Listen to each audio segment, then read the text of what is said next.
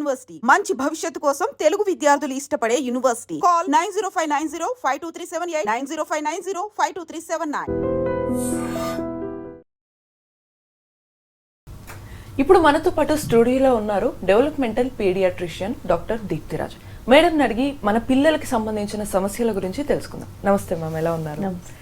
Madam, ఈ పిల్లల్లో కొంతమంది ఎలా ఉంటారంటే యాక్టివ్గా ఉండేవాళ్ళు ఒక కోణంలో ఉంటారు, బట్ కొంతమంది చాలా డల్గా, ఎక్కువ మందితో మాట్లాడకపోవడం, ఎంత కదిలించినా రెస్పాండ్ అవ్వకపోవడం, సో చాలా డల్గా ఉంటారు. సో ఇది అంటే ఏమన్నా డిసీజ్ అని అనుకుంటారా, డిజార్డర్ అనుకోవచ్చా? సో ఇప్పుడు పిల్లల్లో నార్మల్ బిహేవియర్ ఏదైతే ఉంటుందో, మీరు మీ ఇంట్లో చిన్నపిల్లలు ఉంటే మీరు గమనించి ఉంటే by the age of 3 months వాళ్ళు ఇంటరాక్షన్ స్టార్ట్ చేసేస్తారు, హ్యూమన్ ఇంటరాక్షన్. మనం ఏదైనా సౌండ్స్ చేస్తే వాళ్ళు రిపీట్ చేయడానికి ట్రై చేస్తారు, కూయింగ్ అంటాం, చిన్న చిన్న ఉగ్గు ఉగ్గు అలాంటి సౌండ్స్.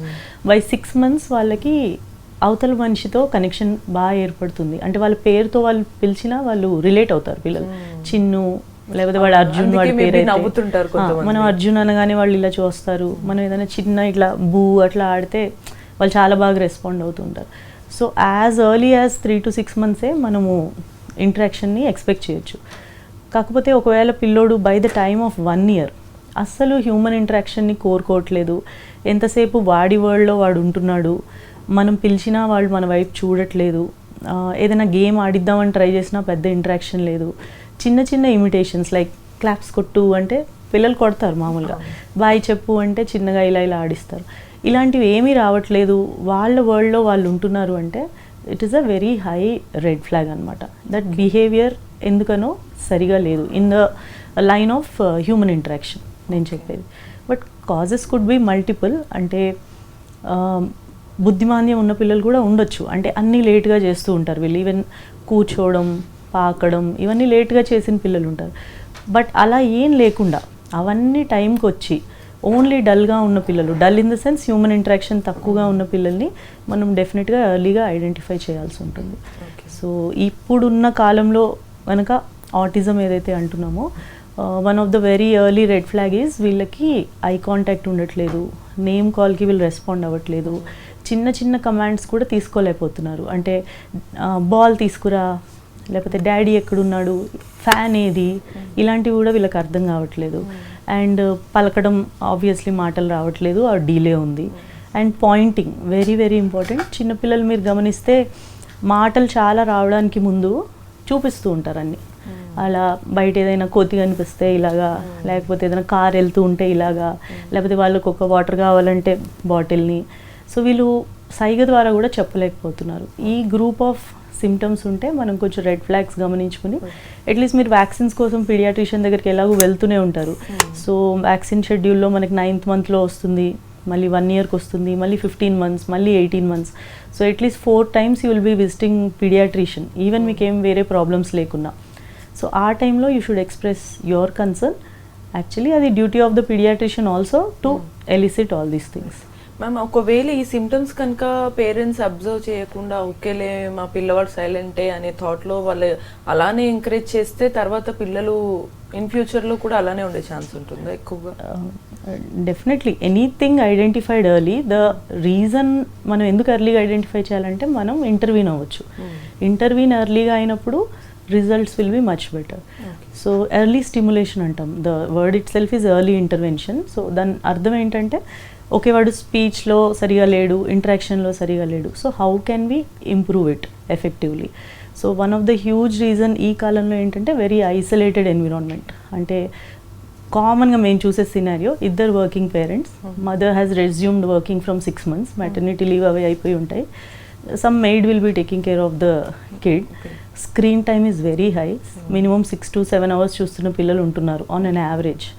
అండ్ ఐసోలేటెడ్గా పెరుగుతున్నారు. అంటే nuclear families and 1 or 2 kids and no grandparents support.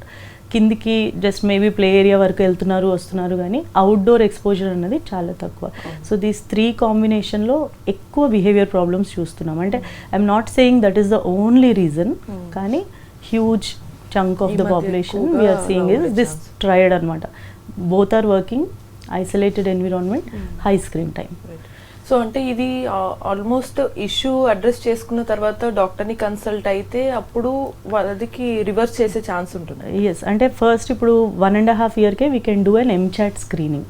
This is modified checklist for autism in toddlers అంటాం. దిస్ డజంట్ మీన్ దట్ ఇది పాజిటివ్ ఉన్న వాళ్ళందరికీ ఆటిజం ఉందని కాదు, కానీ ఇట్స్ లైక్ ఎ స్క్రీనింగ్ జల్లెడ్ లాగా. సో ఇందులో కొన్ని పాయింటర్స్ ఉంటాయి. సో డాక్టర్ క్విక్గా టిక్ చేసి చూసుకుని ఇందులో కొంచెం హై రెడ్ ఫ్లాగ్స్ ఉన్నాయంటే వాళ్ళని వెంటనే నెక్స్ట్ లెవెల్ ఎక్స్పర్ట్ దగ్గరికి, అంటే either a paediatric neurologist, developmental paediatrician or a child psychiatrist, ఈ ముగ్గురులో ఎవరో ఒకరి దగ్గరికి రెఫర్ చేస్తే వాళ్ళు ఫుల్గా ఎవాల్యుయేట్ చేసి ఇది ఓన్లీ ఆటిజమా, లేకపోతే ఇంకేదైనా వేరే ప్రాబ్లమా, ఏదైనా వినికిడి లోపమా, లేకపోతే ఓవరాల్ బుద్ధిమాంద్యం, గ్లోబల్ డీలేస్ అంటాం, అలా ఉందా అన్నది they will differentiate and accordingly they will tell you what to do. But by and large stimulation should be from the home.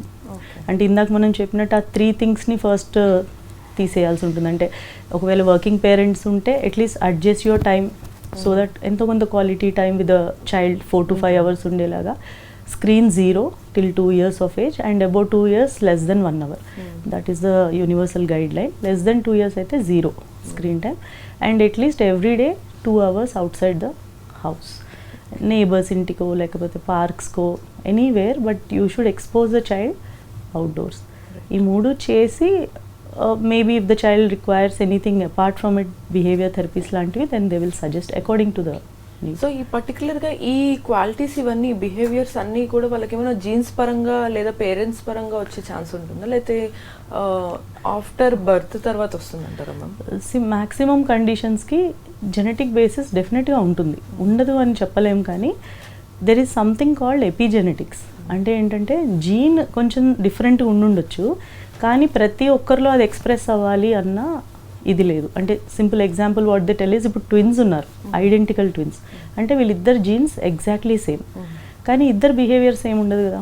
వీళ్ళు ఎక్కడ పెరుగుతున్నారు, వీళ్ళు ఎలాంటి ఎక్స్పోజర్లో ఉన్నారు, ఎలాంటి కల్చర్లో ఉన్నారు, ఆపోజిట్ వాడు ఎలా ఉన్నాడు. So both can be completely different. అలాగే మోర్ ఆర్ లెస్ చాలా బిహేవియర్ ప్రాబ్లమ్స్ ఏంటంటే ఎంతో కొంత జెనెటిక్ బేసిస్ ఉండొచ్చు, కానీ whether that will develop full fledged అన్నది it depends on the environment. That is called epigenetics అనమాట. సో అందులో అన్నీ వస్తాయి, including your food, your diet, your habits, pollution, toxins, medication, screen times, everything will come in the epigenetics అన్నమాట. So genes మన చేతిలో ఉండదు, కానీ epigenetics is something we can take care of. So ఫైనల్గా ఒకవేళ ఈ పర్టికులర్ బిహేవియర్స్ పిల్లల్లో parents observe చేస్తే అది డాక్టర్ని కన్సల్ట్ అయితే అవుతారు, బట్ బిఫోర్ దట్ పిల్లలు కొంచెం యాక్టివ్గా ఉండాలంటే పేరెంట్స్ తీసుకోవాల్సిన జాగ్రత్తలు, వెంటనే వాళ్ళు ఏమి యాక్టివిటీస్ అలవాటు చేసుకోవాలంటారు? ఓకే, సో ఈ కాలంలో I should be saying this that పేరెంట్స్కి అంటే ప్లే అంటే ఏంటి అన్నది తెలియట్లేదు. అంటే ఫుడ్ అంతా టైంకి చూసుకుని చాలా చక్కగా రెడీ చేసి వాళ్ళని కూర్చోబెట్టి, అంటే మెటీరియల్ కంఫర్ట్స్ అన్నీ ప్రొవైడ్ చేస్తున్నారు, నాట్ ఎ ప్రాబ్లం, బట్ వాళ్ళకి కావాల్సిన ఎమోషనల్ బాండింగ్ అన్నది ఉండట్లేదు. And that usually comes through play. అంటే పాతకాలం లాగా ఆటలు, పెద్ద పెద్ద ఆటలు కూడా అక్కర్లేదు, హైడ్ అండ్ సీక్, దాగుడు మూతలు, చిన్న చిన్న రైమ్స్కి ఇమిటేషన్ చేసి మనం అన్నం కూర పప్పు చారు ఎలా చిన్నప్పుడు ఆడేవాళ్ళం అలాంటి simple ball catch and throw games. లేకపోతే మీరు ఇంట్లో ఏమైనా పనులు చేస్తున్నప్పుడు వాళ్ళని కూడా వెనకాల కలుపుకోవడం, అంటే లైక్ మీరు ఉడుస్తూ ఉంటే వాళ్ళకి ఒక చీపురు లాంటిది ఇవ్వడం. చాలామంది పిల్లలు by the age of 1.5 to 2 years మిమ్మల్ని కంప్లీట్గా ఇమిటేట్ చేస్తారు. మీరు ఏదైనా బట్టలు క్లీన్ చేస్తుంటే వాళ్ళకి కూడా కొంచెం ఇస్తే వాళ్ళు క్లీన్ చేస్తారు. మీరు బయటకు వెళ్తున్నప్పుడు ఏదైనా కూరగాయలు లాంటివి వేయండి అంటే వాళ్ళు కూడా సంచిలో వేస్తూ ఉంటారు. బట్ ఇవన్నీ somehow we have ignored the traditional play, we have ignored and more in to flash cards, ABCD boards, 1 2 3 boards. అసలు ఇది ప్లే కాదు. Play should be natural and outdoor. అంటే చెప్పులు లేకుండా బయట నడవడం, బేర్ ఫుట్ వాకింగ్, గ్రాస్లో, వాటర్లో, మట్టిలో ఆడుకొనివ్వడం. ఈ జనరేషన్లో మట్టిలో అండ్ వాటర్లో ఆడుకుంటే దే సీ యాజ్ డిసీజెస్ వచ్చేస్తాయి, కోల్డ్ వచ్చేస్తుంది, ఇమ్యూనిటీ తగ్గిపోతుంది. But it is actually the reverse. వాళ్ళు ఎంత ఫ్రీ ప్లే ఆడుకుంటే బయట అంత వాళ్ళ బ్రెయిన్ గ్రోత్ ఉంటుంది. ప్రాబబ్లీ పేరెంట్స్ మైండ్ సెట్ అనేది చేంజ్ అవుతే ఈ జనరేషన్ అనేది కొంచెం యాక్టివ్గా, మన ఓల్డ్ జనరేషన్ ఎలా అయితే యాక్టివ్గా ఉండిందో అలా the traditional ways of child rearing are the best. Actually we should go back probably. Right. So exactly we should go back and traditional methods ఎంత బాగుంటాయి అనేది కూడా మనకి డాక్టర్ చెప్పారు. ఇలానే చాలా ఇన్ఫర్మేషన్ తెలుసుకోవాలనుకుంటే కీప్ వాచింగ్ ఎ డ్రీమ్.